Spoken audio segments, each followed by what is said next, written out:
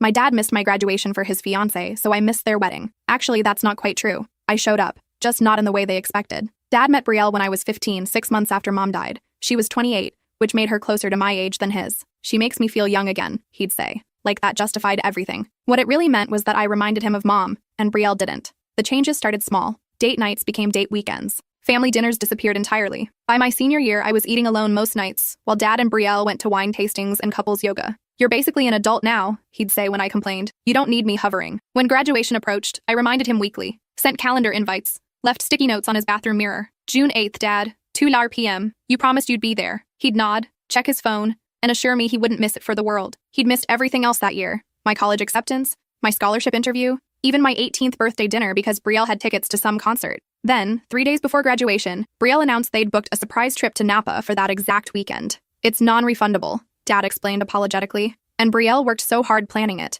Your graduation is just walking across a stage. We'll celebrate when I get back. I sat in the auditorium scanning for his face as they called my name. Mom's parents were there, crying. My aunt drove 4 hours. Even my cousin who lived in Seattle flew in. The seat I'd saved for Dad, right in the middle of the family section, stayed empty. That night, while I ate grocery store cake alone in our kitchen, his Instagram story showed him and Betrayal clinking champagne glasses in a hot tub. When they got engaged 2 months later, I was expected to be thrilled. The wedding planning consumed everything. Betrayal asked me to be a bridesmaid, then proceeded to choose a dress that cost $400 and required professional alterations. Family helps family, Dad said when I hesitated about the price. This from the man who'd refused to help with my college application fees because he was saving for the honeymoon. The wedding invitations arrived on expensive cardstock. 200 guests, an oceanside venue, a live band. Everything I'd dreamed my own wedding might be someday, if Dad ever bothered to show up for that either. I planned carefully. The week before the wedding, I told Dad I wouldn't be attending. You missed the most important day of my life for her. I'm returning the favor. He was furious, called me selfish and ungrateful, and accused me of trying to ruin his happiness. Betrayal cried about toxic energy and poisonous family members, but I did show up. During the ceremony, right as the officiant asked if anyone objected, I walked down the aisle in my graduation gown and cap. I handed Dad the program from my graduation, his empty seat circled in red marker, then placed Mom's wedding ring on his chair. She would have been there, I said clearly. The room went silent. People were staring. What I didn't mention was the envelope I'd already mailed to every wedding guest that morning, containing screenshots of Dad's texts to Betrayal during my actual graduation ceremony. Messages that read, "Thank God we escaped that boring ceremony," and "Can you imagine sitting through 3 hours of teenage speeches?" And one that said, "Your daughter's graduation would have been absolute torture." Except Betrayal didn't have a daughter. The number he'd been texting wasn't hers. It belonged to his assistant. I couldn't fit what happens next in this short video. Watch the rest down below. The silence in that room was deafening. Dad's face drained of color as he stared at the graduation program in his hands. Betrayal looked confused, glancing between us with her perfectly styled eyebrows pulled together. The officiant cleared his throat awkwardly, unsure whether to continue. "What are you talking about?" Betrayal asked, her voice sharp. She was still holding her bouquet, white roses trembling slightly. "What assistant?" I pulled out my phone, turned up the volume, and played the voicemail. Dad's voice filled the pristine venue, echoing off the vaulted ceilings and floor-to-ceiling windows overlooking the ocean. "Vanessa, I can't stop thinking about last night. Betrayal's staying at her mother's this weekend. Come over Friday. I'll leave the side door unlocked." The collective gasp from 200 guests was almost satisfying enough to justify the $400 bridesmaid dress hanging in my closet at home. Almost. Betrayal snatched the phone from my hand, her acrylic nails scraping my palm. She replayed it 3 times, her face shifting from confusion to realization to rage. "Vanessa? Your assistant Vanessa? The 24-year-old you hired 6 months ago?" Dad tried to grab the phone. "Betrayal, this is taken out of context. She's trying to sabotage us." "Context?" I laughed, the sound bitter. "The context is that while you were supposedly working late, you were with her. The context is that half your business trips included her on the company credit card. The context is, that's enough." Dad's voice was low, dangerous. The same tone he'd used when I questioned why Betrayal was moving in so soon after Mom's death. The same tone that had shut down every conversation about him actually parenting me. But I wasn't 15 anymore, scared and grieving and desperate for any scrap of his attention. "No,"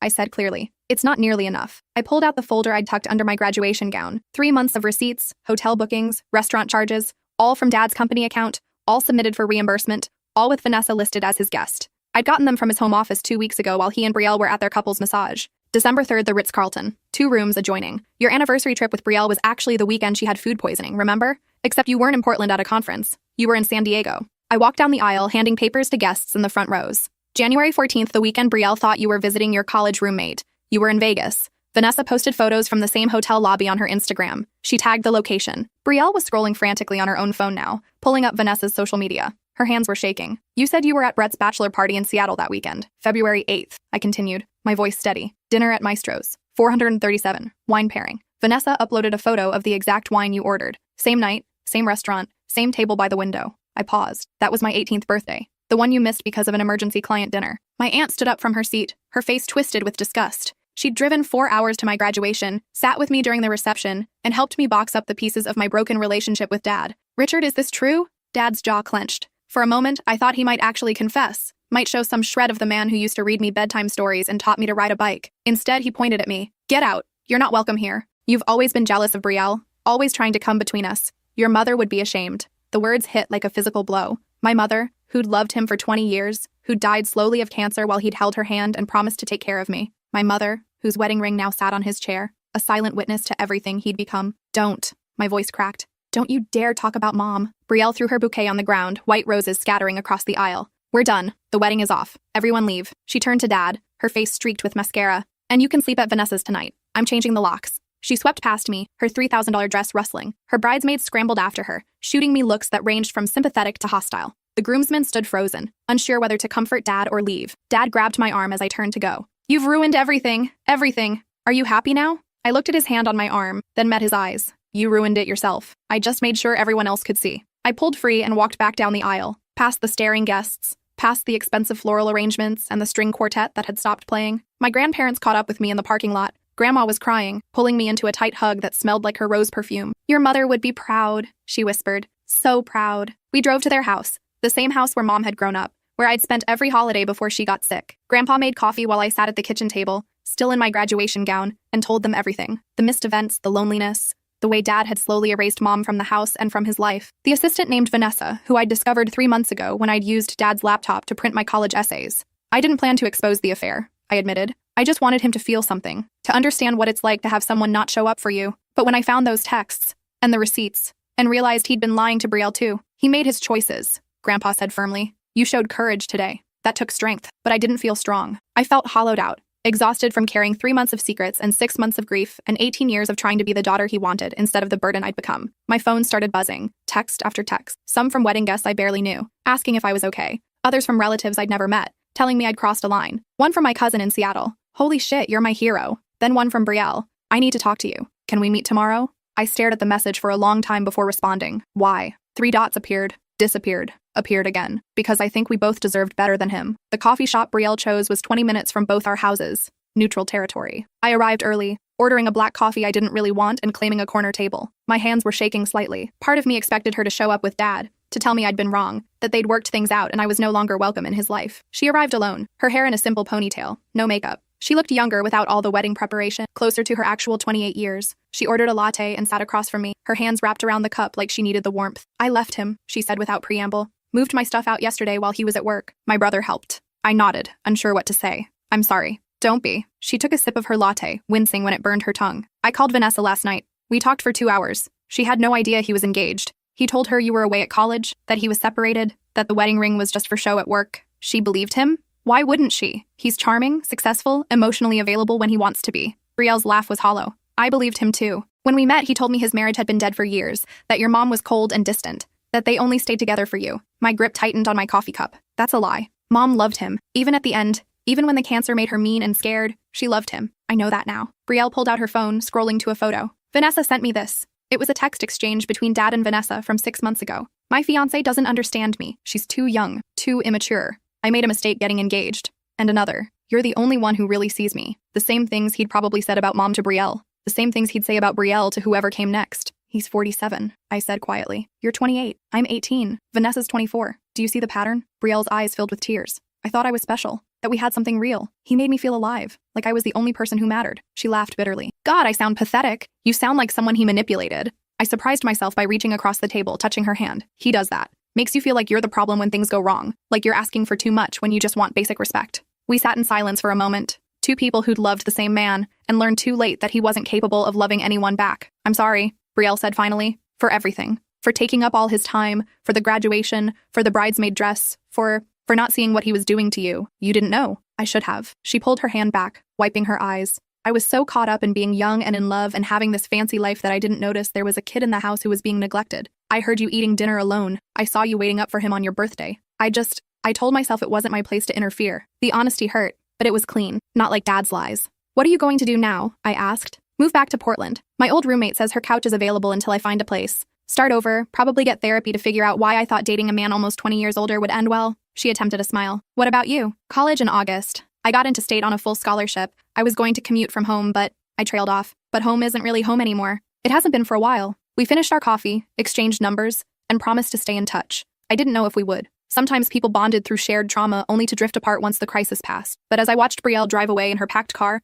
I felt something shift. Not forgiveness, exactly. More like understanding. Dad called me 47 times over the next 3 days. I didn't answer. He showed up at my grandparents' house on day 4, pounding on the door until Grandpa threatened to call the police. I need to talk to my daughter, he shouted through the door. Your daughter doesn't want to talk to you, Grandpa called back. She's 18. She's still my kid. I have rights. You gave up those rights when you chose your affair over her graduation, Grandpa said, his voice hard. Now leave before I make good on calling the sheriff. Dad left, but not before slashing Grandpa's mailbox with his car keys. It was petty, vindictive, and exactly the kind of thing he'd do when he didn't get his way. Mom used to joke that he had the emotional regulation of a toddler when things didn't go according to plan. I'd never understood what she meant until now. The screenshots I'd mailed to wedding guests made their way onto Facebook within 48 hours. I hadn't posted them myself, but someone did, tagging Dad's business partners, his golf buddies, even his company's official page. The comments were brutal. Cheating on your fiancé with an employee? Classy. This man missed his daughter's graduation for a weekend with his mistress. Disgusting. Fire him. You don't want this representing your company. Dad's firm put him on administrative leave pending an investigation into his use of company funds for personal expenses.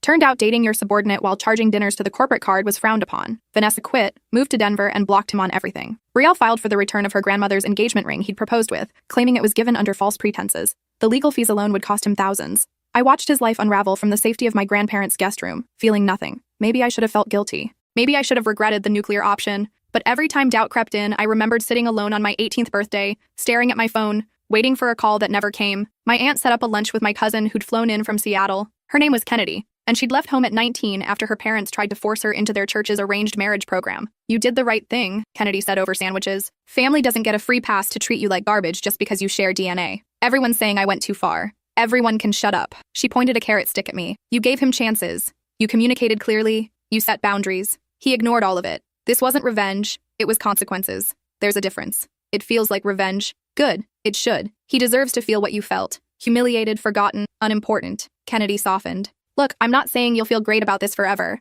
You might have complicated feelings, but don't let anyone make you believe you were wrong for standing up for yourself. I nodded, pushing lettuce around my plate. Betrayal apologized. Really? She said she should have noticed. That she was sorry for not seeing what he was doing to me. That's big of her. Kennedy considered this. You going to forgive her? I don't know. Maybe. She was a victim too, in a way. He lied to her about Mom, about Vanessa, probably about a dozen other things. But she still let him neglect you, whether she knew it consciously or not. Yeah. I took a bite of my sandwich, tasting nothing. Yeah. The weeks leading up to college were strange. I packed my dorm room essentials in boxes at my grandparents' house, went shopping for bedding and desk supplies with Grandma, registered for classes online, filled out housing forms, all the normal first-year college student things, except I was doing them without any input from Dad. Mom and I had talked about college when I was younger. She'd gone to state too, majored in English, joined the creative writing club. You'll love it, she'd said during one of her good days when the chemo fog had lifted. The campus has this beautiful library with tall windows. I used to study there for hours. I found photos of her college years in an album at my grandparents' house. Mom at 19, wearing high-waisted jeans and an oversized sweater, laughing with friends.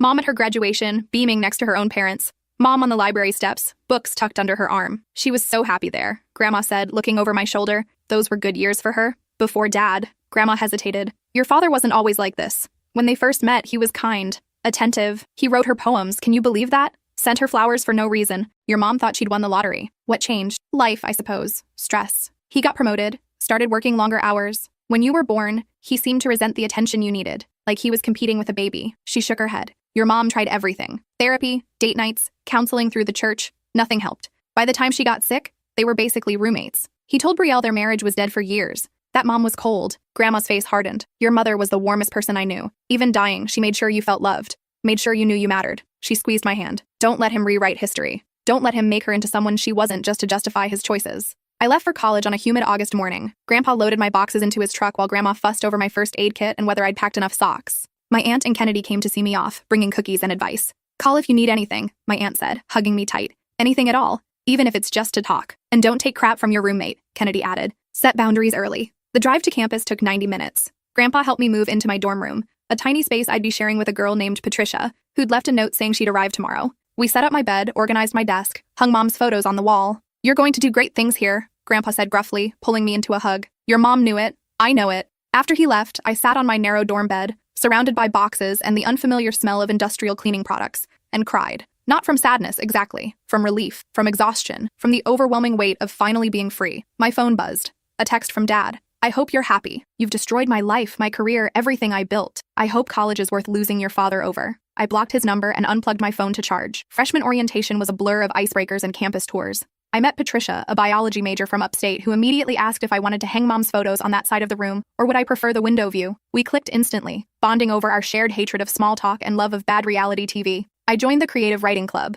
remembering Mom's stories about late-night workshops and critique sessions. The first meeting was in the same library she'd studied in, beneath those tall windows she'd described. I sat in a corner with my notebook, listening to other students share their work, and felt her presence like a hand on my shoulder. The creative writing professor, Dr. Helena Ward, was a published novelist with silver hair and sharp eyes. She read my first assignment, an essay about loss and betrayal, and asked me to stay after class. This is raw, she said, tapping my pages. Powerful. Have you considered expanding it? Into what? A memoir, perhaps. Or a personal essay for submission. There are journals that publish this kind of confessional work. It's good. Better than good. It's just something that happened to me. That's where the best writing comes from. She handed my essay back. Think about it. You have a voice. Don't waste it. I thought about it. Over the next few weeks, between classes and study sessions and learning how to do my own laundry, I wrote. About Mom's death and Dad's abandonment. About Brielle and Vanessa and the wedding that wasn't. About graduation day and empty seats and the moment I realized I couldn't count on him anymore. The words poured out like poison I'd been storing. Dr. Ward helped me shape it, tighten it, make it hurt in all the right places.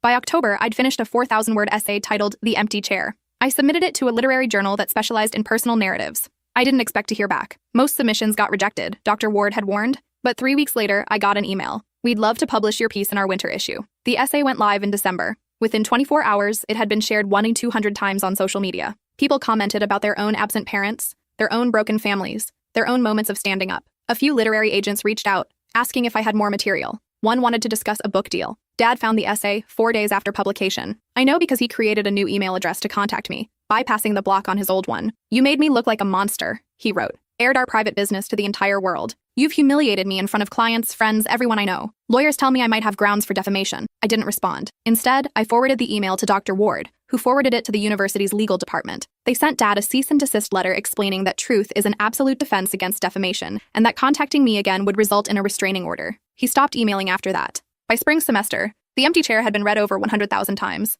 I did a phone interview with a podcast about estranged families. A women's magazine asked me to write a follow-up about navigating college without parental support. The book agent convinced me to start outlining a memoir. Life became strange in the best way. I was no longer just the girl whose dad missed her graduation. I was a writer, a student, someone building something entirely my own. Patricia and I hosted movie nights in our dorm. I joined the campus literary magazine as an editor. I went to parties, made friends, stayed up too late talking about philosophy and bad poetry. Grandma sent care packages every 2 weeks. Cookies, notes, sometimes just cards that said, thinking of you. Grandpa called every Sunday to ask about classes and whether I was eating enough vegetables. My aunt visited for Parents' Weekend, taking Patricia and me out for dinner, and pretending not to notice when I cried during the dessert course. Kennedy flew in for my birthday in February, showing up with cupcakes and a card signed by half my relatives. We spent the weekend exploring the city, eating too much, and not talking about Dad at all. You seem different, Kennedy said on her last night. Lighter. I feel different. I paused. I don't think about him as much anymore. That's good. That's healthy. Sometimes I still get angry. Like randomly, I'll remember something he said or did, and I'll just burn. That's normal too. Healing isn't linear. Kennedy bumped my shoulder.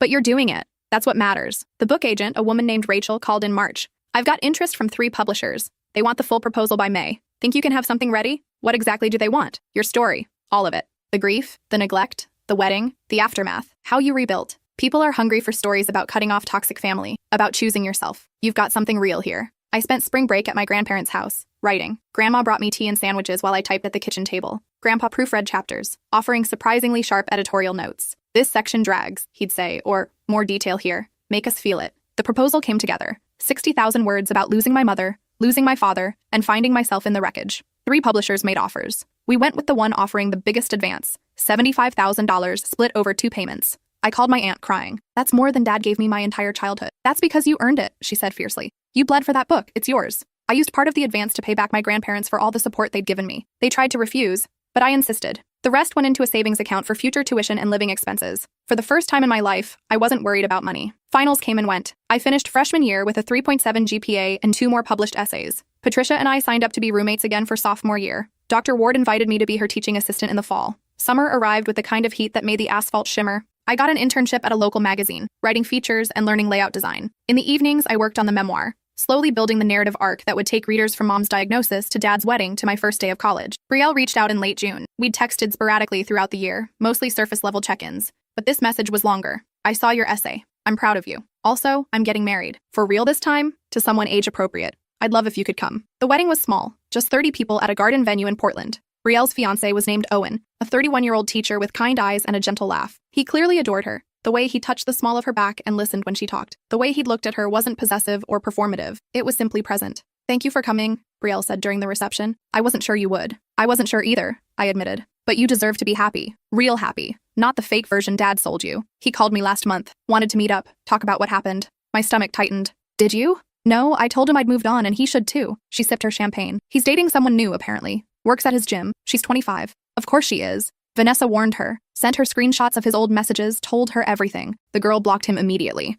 I laughed, surprising myself. Good for Vanessa. She's thriving, by the way. Got promoted to senior coordinator at a tech company in Denver. Posted about it on LinkedIn with a whole caption about knowing your worth and leaving toxic situations. We stood together watching Owen dance with his mother, his obvious joy contagious. Do you think you'll ever talk to him again? Betrayal asked quietly. Your dad? I don't know. Part of me thinks maybe someday, if he actually apologized and meant it. But I'm not holding my breath. What would a real apology even look like from him? I thought about it. Accountability. Not just, I'm sorry you're hurt, but I'm sorry I missed your graduation. I'm sorry I chose my affair over being your parent. I'm sorry I let you down. And then actually changing, which I don't think he's capable of. Probably not. Betrayal squeezed my hand. But you're going to be okay. You already are. She was right. I was okay. More than okay, actually. I was building a life Dad couldn't touch or ruin or diminish. A life where I wasn't waiting for him to show up or notice me or care. The memoir was due to my publisher in September. I spent August writing and rewriting, shaping the narrative until it sang. Dr. Ward read the final draft, offering notes on structure and pacing. Rachel, my agent, pushed me to dig deeper in certain chapters, to not let Dad off the hook with vague language. This section where he misses your birthday, she said during a call. You write that he couldn't make it. But that's passive. He chose not to make it. He prioritized wine tasting with his mistress over his daughter. Say it. So I rewrote it. Made it sharper, clearer, more honest. Stripped away any protective instinct I still had for Dad's reputation. The manuscript went to the publisher on September 15th. 2 weeks later, they sent the cover design. My graduation cap and gown against a stark white background. The title in bold black letters. The Empty Chair. A memoir of loss, betrayal, and learning to save yourself. Publication date was set for March. 6 months to wait, to second guess, to wonder if I was making a mistake. But every time doubt crept in, I remembered why I'd written it. Not for revenge, though that was a side benefit. But for every kid who'd been overlooked, forgotten, pushed aside by a parent who couldn't be bothered to show up. Sophomore year started with familiar comfort. Patricia and I moved into a slightly bigger dorm room. I began my teaching assistant position with Dr. Ward, leading discussion sections for freshman composition. The magazine internship turned into a paying gig, writing a monthly column about student life. I dated briefly, a guy from my philosophy class named Theo, who was sweet but ultimately too focused on his pre-med track to make time for a relationship. We parted amicably, stayed friends, still grabbed coffee between classes. Life became beautifully ordinary. Classes, writing, work, friends, movie nights and study groups and terrible dining hall food. No drama, no crisis, just the steady rhythm of growing up. Dad tried to contact me one more time in November. This time through LinkedIn, of all places. A professional message asking to reconnect and discuss our relationship in a mature manner. I stared at it for a long time before blocking him there too. Christmas came. I spent it at my grandparents' house with my aunt and Kennedy. We cooked too much food, watched old movies, and exchanged modest gifts. Grandma gave me Mom's pearl necklace, the one she'd worn at her own wedding. She wanted you to have this when you were ready, Grandma said, fastening it around my neck. I wore it every day after that. A tangible reminder of the parent who'd loved me unconditionally, who'd shown up even when showing up was hard, who'd chosen me every single day until she couldn't anymore. The galley proofs of my memoir arrived in January. Seeing my words in actual book format made everything real. I did interviews for the publisher's marketing team, recorded promo videos, wrote guest posts for blogs about estrangement and healing. The publisher arranged a small book tour, 5 cities, mostly independent bookstores and college campuses. The tour started 2 weeks after publication, beginning at a bookstore 3 blocks from campus. Dr. Ward introduced me at the first event to a crowd of about 60 people. I read the chapter about graduation day, about the empty seat and the grocery store cake. When I finished, the room was silent except for someone sniffling in the back row. The Q&A was emotional. A woman in her 40s asked how I'd found the courage to cut Dad off. A college student wanted to know if I'd ever regretted it. A mother asked what she could do to make sure her daughter never felt the way I had. Just show up, I said simply. Even when it's inconvenient. Especially when it's inconvenient. Your presence matters more than you know. Book sales started modestly but picked up momentum as reviews came in. A starred review from Publishers Weekly. A feature in People magazine about dysfunctional families. A morning show segment where I talked about generational patterns of neglect. The book hit the bestseller list in week 3. Not number 1, but number 7, which Rachel said was incredible for a debut memoir from an unknown author. The publisher ordered a second printing. Dad found out about the book in April. I know because he left a voicemail on my grandparents' landline, the one number he had that I couldn't block. Grandpa called to tell me. He's threatening to sue, Grandpa said. Says you've defamed him, destroyed his reputation, cost him business opportunities. Can he actually do that? Legally? No. Your publisher has lawyers who vetted every word. Everything in that book is documented truth. Grandpa paused, but he's angry, embarrassed. People at his country club are reading it. His boss read it. He's facing consequences and he doesn't like it. Good. I agree. But be prepared. He might escalate. He did. Dad hired a lawyer who sent threatening letters to my publisher, demanding the book be pulled from shelves. The publisher's legal team responded with a detailed refutation of every claim. The letters stopped. Then he tried public relations. Did an interview with a local podcast claiming I'd exaggerated everything, that he'd been a devoted father, that I was mentally unstable and seeking attention. The interviewer, who'd actually read my book, asked him point blank why he'd missed graduation. I had a work emergency. Dad lied smoothly. Your daughter has screenshots of your texts from that day. You were in Napa Valley with your fiancé. Those are fabricated. Multiple wedding guests confirmed receiving them. Are they all lying? The interview ended badly for Dad. The podcast released it anyway, prefacing it with a disclaimer about the documented evidence supporting my version of events. Dad became a minor villain in the online discourse about toxic parenting, his name synonymous with narcissistic fathers who abandoned their children. I watched it all from a distance,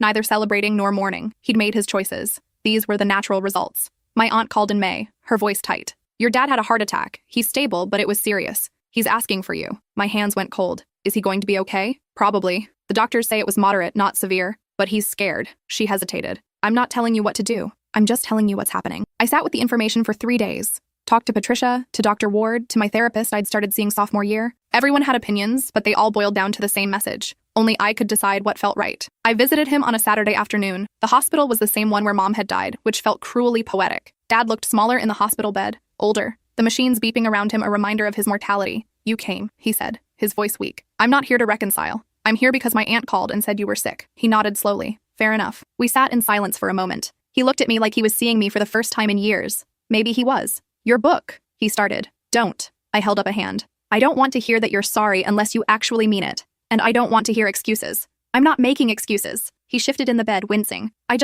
didn't realize how bad it was. How much I'd hurt you. You knew. You just didn't care enough to change. His eyes filled with tears. You're right. I was selfish. I wanted to feel young and desirable and free. And you reminded me of responsibility and aging and your mother. And I couldn't handle that. It was the closest to honesty he'd ever come. But honesty without action was just words. What do you want from me, Dad? I don't know. Forgiveness, maybe. A chance to try again. I'm not ready for that. Maybe I never will be. He nodded, looking away. I understand. Do you? I leaned forward. Because understanding would mean actually changing, getting therapy, making amends, being a different person. Are you willing to do that? I don't know if I can. Then we don't have anything else to talk about. I left the hospital feeling empty, not sad, not relieved, just done. Dr. Ward had once told me that closure doesn't always come from grand confrontations or perfect apologies. Sometimes it comes from realizing you don't need anything from someone anymore. I didn't need Dad's approval or love or attention. I'd built a life without those things. A good life, a full life, one where I was valued and seen and supported by people who showed up consistently, not just when it was convenient. Final exams came and went. Summer arrived with opportunities, a paid internship at a publishing house,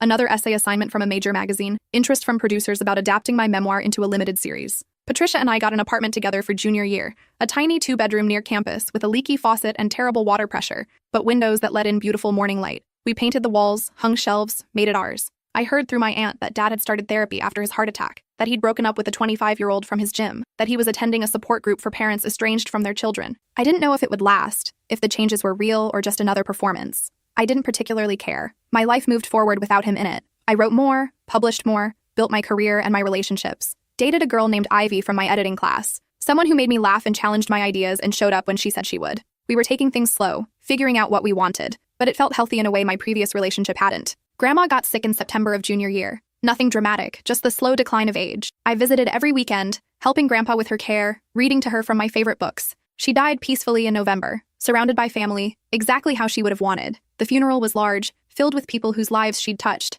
Dad showed up, standing in the back, not approaching. I saw him there but didn't acknowledge him. This wasn't about us. After everyone left, Grandpa handed me a letter. She wrote this for you, made me promise to give it to you after. I opened it sitting in my car, Grandma's familiar handwriting blurring through tears. My darling girl, it read. If you're reading this, I'm gone, but I want you to know how proud I am, not just of your writing or your success, but of your strength. You chose yourself when it would have been easier to accept crumbs. You demanded better when everyone told you to be grateful for less. You survived losing your mother and your father and built something beautiful from the wreckage. That takes courage most people never find. Live boldly. Love fiercely. Don't settle for people who don't choose you back. And remember, your mother is with you always. In your writing, in your kindness, in the way you show up for people who matter. She'd be so proud. I love you, Grandma. I sobbed in that parking lot for 20 minutes before driving back to campus, where Ivy was waiting with takeout and a hug, and no expectations beyond being present. The memoir sales continued steadily through the holidays. My publisher wanted a second book, either a follow-up memoir or a novel. I pitched them a fictionalized version of my story, changing names and details but keeping the emotional core. They bought it for twice what they'd paid for the first book. Junior year ended. I spent the summer writing the novel between shifts at the publishing house, crafting a narrative about a girl named Ren whose mother dies and whose father chooses his new girlfriend over his daughter. But in this version, Ren doesn't just expose him at the wedding, she builds an entire life of art and community and chosen family that becomes a testament to surviving without him. Dad tried to contact me one last time through a letter forwarded by Grandpa. Not threatening this time, just honest. I know I don't deserve forgiveness, he wrote. I know I destroyed our relationship through my own selfishness and neglect. I'm writing not to ask for anything, but to tell you that I'm trying to change. I'm in therapy twice a week. I'm working through why I ran from grief instead of facing it. I'm understanding finally how much damage I did. I don't expect you to care or to welcome me back into your life. I just wanted you to know that your book, as painful as it was to read, opened my eyes. You deserved better. Your mother deserved better. I'm sorry I couldn't be the father either of you needed. I hope you're happy. I hope you're healing. I hope someday you can think of me without anger. That would be enough, Dad. I read it twice, then filed it away in a drawer. Maybe someday I'd respond. Maybe someday we'd have coffee and try to build something from the ruins. But not today. Today I had a novel to finish, an internship to complete, a life to live. Senior year began with a sense of possibility. Patricia and I hosted parties in our apartment. I took advanced writing workshops with visiting authors. Ivy and I moved past slow and into committed, talking about post-graduation plans and what our future might look like together. The novel was finished in December and scheduled for publication the following fall. My editor called it devastating and hopeful in equal measure, which felt right. That's what healing was after all. Holding both the pain and the hope, not letting either one consume you entirely. I graduated in May, 4 years after Dad had missed my high school ceremony. This time the auditorium was full of people who'd chosen to be there. Grandpa, my aunt, Kennedy, Patricia's family, Ivy, Dr. Ward, even Rachel, my agent. When they called my name, I walked across that stage wearing Mom's pearl necklace and Grandma's watch, carrying the love of women who'd shown me what it meant to be strong. The empty seat I'd reserved for Dad stayed empty, but I didn't scan the crowd looking for him this time. I didn't need him there to validate my achievement. After the ceremony, we all went to dinner at Mom's favorite restaurant, the one she and I had gone to for special occasions before she got too sick to leave the house. I ordered her usual, chicken piccata with extra capers, and felt her presence in the laughter and the stories and the way my chosen family filled the table. Ivy squeezed my hand under the table. You good? Yeah, I said, meaning it. I'm really good. That night, scrolling through Instagram, I saw Dad had posted a photo. Not of me, of course. He hadn't been there. But of an old picture of us from when I was maybe 6, sitting on his shoulders at a carnival. The caption read, "Proud of my graduate. Wish I could have been there to see it in person." The comments were supportive. People who didn't know the full story offering congratulations. Part of me wanted to correct the record, to point out the lie. But I didn't. His need for public validation was no longer my problem. I posted my own photo instead. Me in my cap and gown, surrounded by everyone who'd actually shown up. Grateful for the people who've chosen me every day. This degree is as much yours as it is mine. The comments flooded in. Friends from college, readers of my memoir, strangers who'd followed my story. Words of support, pride, recognition, and at the very bottom, one from Brielle. Your mom would be so proud. I'm proud. You did this. I went to bed that night thinking about empty chairs and the people who fill them, about graduation programs and wedding ceremonies and all the ways we tell people they matter, about forgiveness and boundaries and the difference between the two. Dad had made his choices. I'd made mine, and mine had led me here, to a future unwritten, to love that showed up, to a version of myself that Mom would recognize and Grandma would celebrate. The empty chair would always be empty, but the rest of my life, that was full, and that was enough.